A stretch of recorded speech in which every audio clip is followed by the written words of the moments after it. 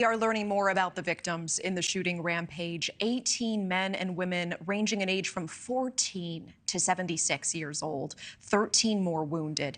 Members of a tightly knit community out in a bowling alley on youth night and a family-friendly restaurant when the unthinkable happened.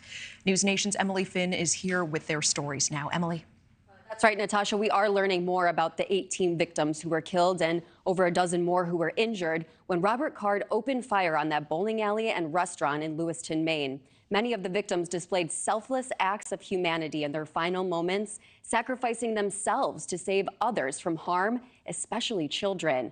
Some who made it out alive from the attack say that they are still in disbelief from the senseless loss of life. 53-year-old Trisha Aslin was one of the victims who died at Just-in-Time Recreation Bowling Alley while trying to call 911 and alert authorities of the chaos unfolding before her very eyes. News Nation's Chris Cuomo spoke with Aslin's friends who survived the incident. They were able to help save dozens of people and describe the moments leading up to their beloved friend's murder. Trisha Aslin, a good friend of mine, employee for me, employee over at the bowling alley. I was bowling against her. We were having a good time. I love that. My last memory of her was she was beating me in bowling, and I was rooting her on for it. And she was doing what she always does. Yeah, she wasn't on the clock, but she was still helping everybody. So difficult to listen to. Another one of the victims who was injured in the shooting, the bowling alley's manager, Thomas Ghiberti, is also being hailed a hero by friends and family after he saved countless children when the gunfire broke out.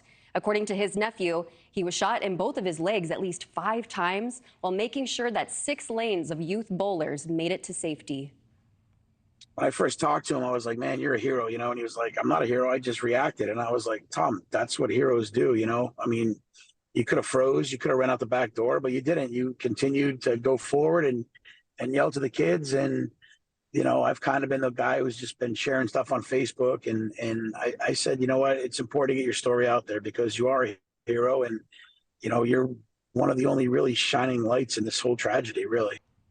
Ghiberti's nephew has set up a GoFundMe to help with medical expenses as he continues to heal from his injuries. And we do have a little bit of a positive update from such a dark, heartbreaking tragedy. Ghiberti is on the road to a full recovery. He's actually expected to be released from the hospital tonight, Natasha. Okay, Emily Finn with that report. We appreciate it. Thank you.